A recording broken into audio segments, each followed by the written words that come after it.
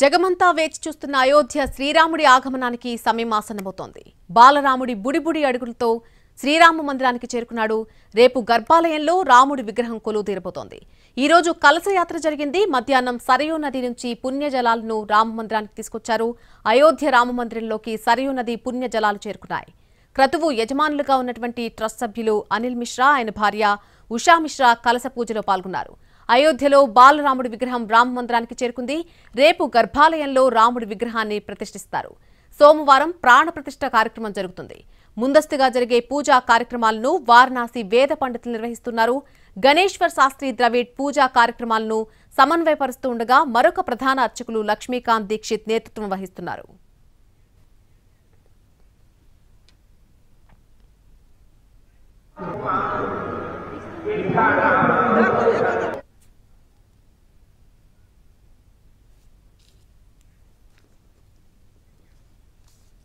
దేదీప్యమానంగా అయోధ్య వెలిగిపోతోంది. అయోధ్య శ్రీరాముడి ప్రతిష్టకు సంబంధించి పూర్తి అప్డేట్స్ మా ప్రతినిధి శర్మ అయోధ్య నుంచి లైవ్ లో అందిస్తారు. Over to Sharma.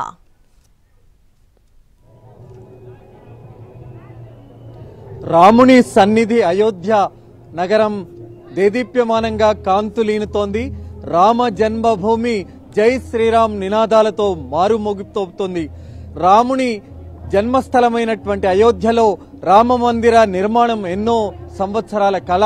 ఇక 4 రోజుల్లోనే బాలరాముని విగ్రహ ప్రతిష్టాపన మహోత్సవం జరగబోతున్న శుభవేళ అయోధ్య మహానగరం దేదీప్యమానంగా భక్తుల జనసందోహంతో ఇక్కడ ఒక రకమైనటువంటి ఆనందం, కోలాహలం అన్నది అయోధ్య నగరంలో కనిపిస్తోంది.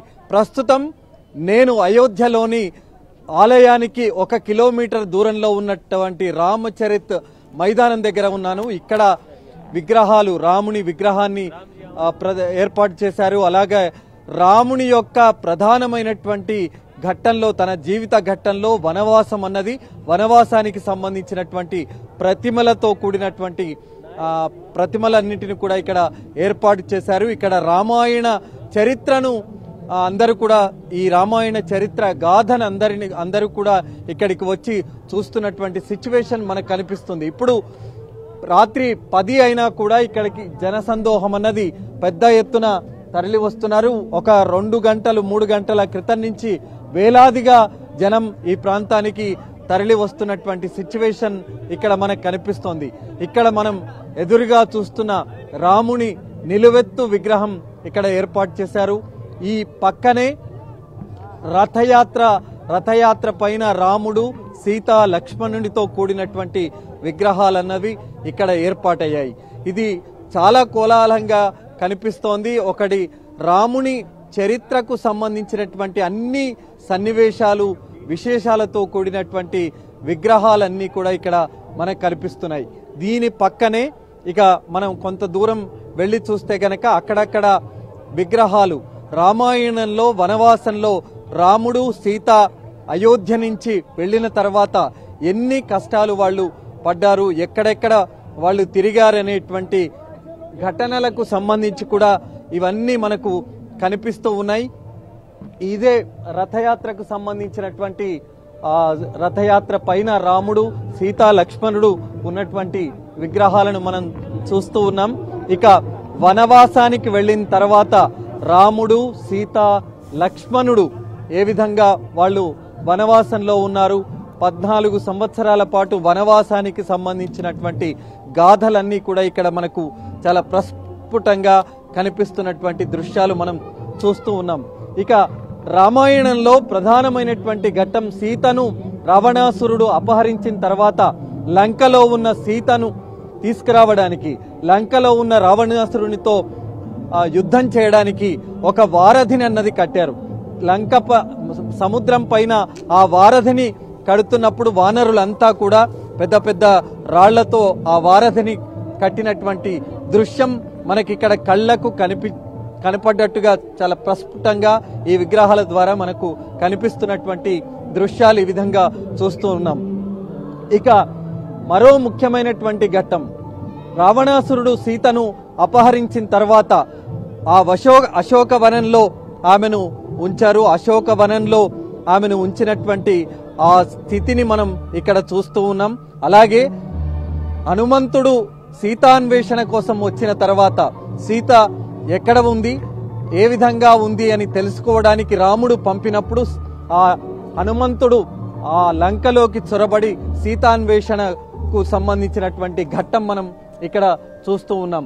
ఇక రామాయణంలోని చాలా ఘట్టాలకు సంబంధించినటువంటి విగ్రహాలన్నవి ఇక్కడ ఏర్పాటయ్యాయి.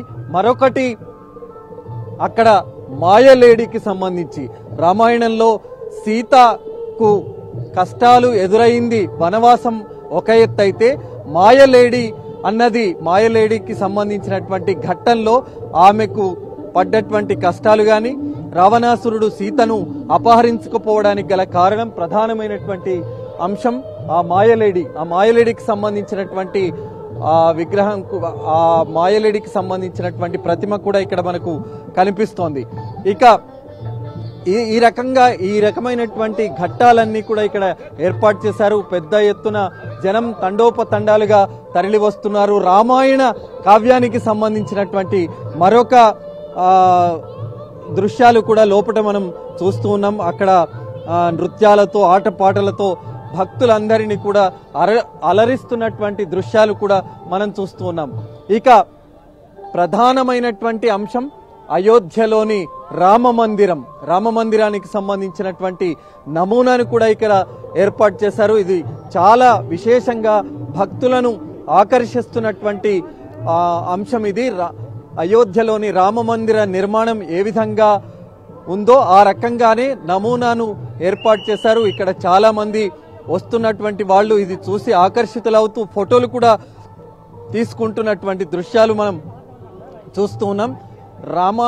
అయోధ్య రామమందిర నిర్మాణం ఏ విధంగా ఉందో ఆ రకంగా ఇక్కడ కూడా చాలా అంత అద్భుతంగా ఈ నమూనాను ఏర్పాటు చేసినటువంటి సిచ్యువేషన్ అన్నది మనకు కనిపిస్తోంది. ఇక బాలరాముని విగ్రహ ప్రతిష్టాపన మరొక 4 రోజులు మాత్రమే మిగిలి ఉంది. ఇవాళటి నుంచి కార్యక్రమాలు మరింత ఊపందుకున్నాయి. రేపటి నుంచి జలాదివాసం, ధాన్యాదివాసం, శయ్యాదివాసం, ఫలాదివాసం, పుష్పాదివాసాలతో ఆ బాలరాముని విగ్రహానికి అన్ని ఆవాసాలతో పూజలు నిర్వహిస్తారు. ఇక ఇటువైపు చూస్తే గనక ఈ క్రతువులో ప్రతిష్టాపన మహోత్సవ క్రతువులో యాగం అన్నది చాలా ముఖ్యమైంది. 108 గుండాలతో కూడినటువంటి యాగశాలను ఇక్కడ ఏర్పాటు చేశారు. రేపటి నుంచి యాగశాలలో ప్రత్యేకమైనటువంటి హవన కార్యక్రమాలన్నవి ఇక్కడ సాగుతూ ఉంటాయి. ఇక్కడే కాకుండా రాముని ఆలయానికి దగ్గరలో మరొక హవన కార్యక్రమానికి సంబంధించి ఏర్పాటు చేసినటువంటి దృశ్యాలు కూడా మనకు కనిపిస్తున్నాయి. మొత్తానికి అయోధ్య మహానగరం అన్నది జై శ్రీరామ్ నినాదాలతో భక్తుల కోలాహలంతో మారుమోగిపోతున్నటువంటి సిచ్యువేషన్ అయితే మనకు ఇక్కడ కనిపిస్తోంది. Over to studio. Right Sharma, thanks for the live update. శ్రీరాముడి ఆగమనానికి అయోధ్య సిద్ధమైంది. రేపు గర్భాలయంలో రాముడి విగ్రహాన్ని ప్రతిష్ఠిస్తారు. సోమవారం ప్రాణ ప్రతిష్ఠ కార్యక్రమం ఉండబోతోంది.